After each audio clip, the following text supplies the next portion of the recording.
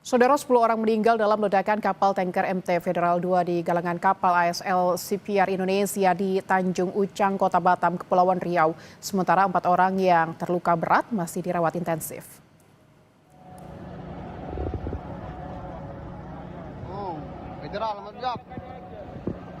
Ledakan kapal di wilayah industri PT ASL Shipyard Indonesia Batam, Kepulauan Riau menewaskan 10 orang. Kebakaran terjadi pada Rabu dini hari saat kapal tanker sedang diperbaiki. Jenazah korban meninggal dibawa ke RS Bayangkara untuk diotopsi, sedangkan 21 orang yang dikabarkan terluka masih dirawat. Rata-rata korban mengalami luka bakar. Kapolda Kepulauan Riau, Irjen Asep Safrudin menyebut penyebab ledakan masih diselidiki. Di rumah sakit ini ada 4 yang dalam perawatan di ruang ICU.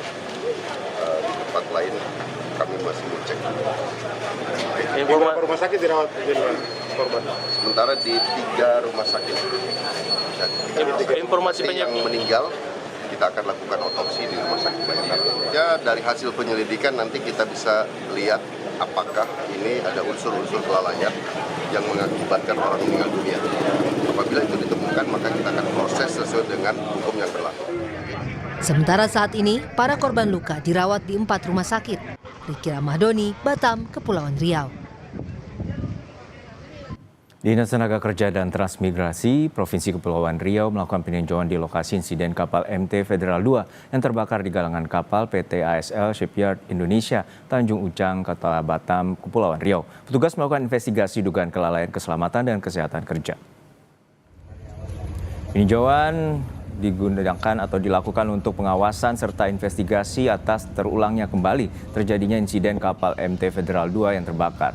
Pihak Disnaker Trans Kepulauan Riau melakukan investigasi bersama Polda Kepulauan Riau dan Polresta Barelang guna memastikan penyebab terjadinya insiden itu.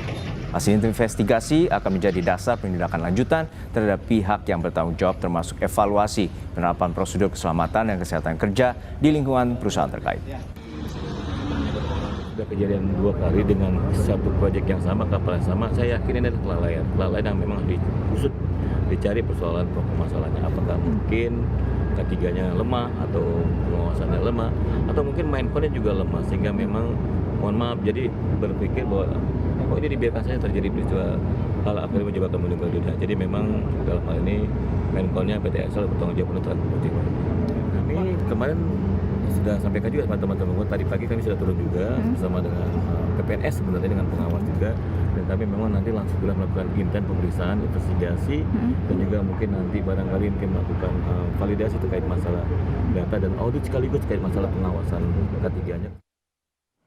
Informasi terkini mengenai perkembangan kasus ledakan kapal tanker MT Federal 2 di galangan kapal ASL Shipyard Indonesia di Tanjung Ucang, Kota Batam, Kepulauan Riau akan disampaikan jurnalis Kompas TV Riki Ramadhani. Riki, untuk saat ini bagaimana proses investigasi penyebab terutama ledakan yang terjadi pada Rabu dini hari?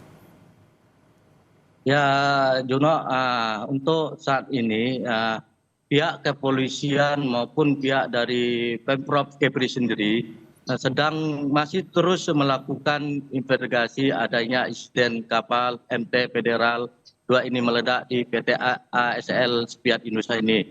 Dalam investigasi ini, pihak kepolisian telah menerjunkan tim labor forensik dari Mabes Polri yang di backup juga dengan labor forensik dari Polda Kepri sendiri. Kemudian untuk dalam pemeriksaan, pihak penyidik Polresta Barelang telah melakukan pemeriksaan atau minta keterangan kepada 6 orang saksi, Juno. Ya, Riki, untuk saat ini apakah informasinya bahwa kasus ledakan ini bukan yang pertama kali? Lalu seperti apa kronologi? Ya, Juno, ya pada beberapa bulan lalu memang pernah terjadi adanya kasus hal serupa, namun berbeda di titik lokasinya.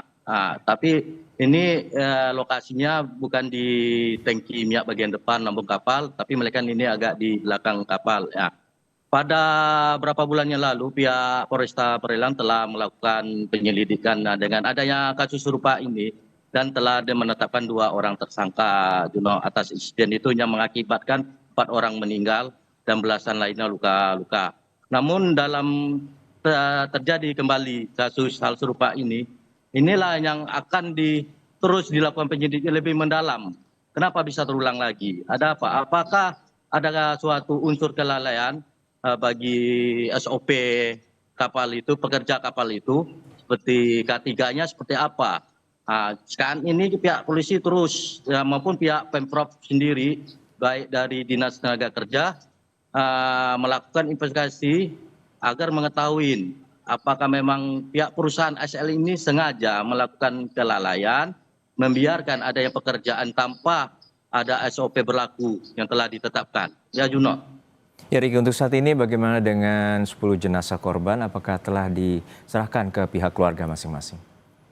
Ya, Juno, tadi pagi barusan ini juga, Juno, pihak Rumah Sakit Bayangkara Polda Kepri telah selesai melakukan otopsi dan identifikasi terhadap para 10 korban yang meninggal ini, Juno. Setelah selesai melakukan itu, pihak Rumah Sakit Bayangkara Polda Kepri sendiri menyerahkan langsung kepada keluarga korban. Jadi jenazah ini diserahkan langsung kepada keluarga korban untuk dilakukan dikebumikan. Namun ada beberapa korban yang meninggal ini diberangkatkan ke kampung halamannya masing-masing, Juno, karena pihak keluarga meminta untuk dikebumikan di kampung halamannya. Ya, Juno. Baik, saat ini pihak kepolisian masih terus melakukan investigasi atas dugaan kelalaian menyebabkan ledakan yang terjadi di galangan kapal. Terima kasih jurnalis Kompas TV Riki Ramadhani dari Batam, Kepulauan Riau.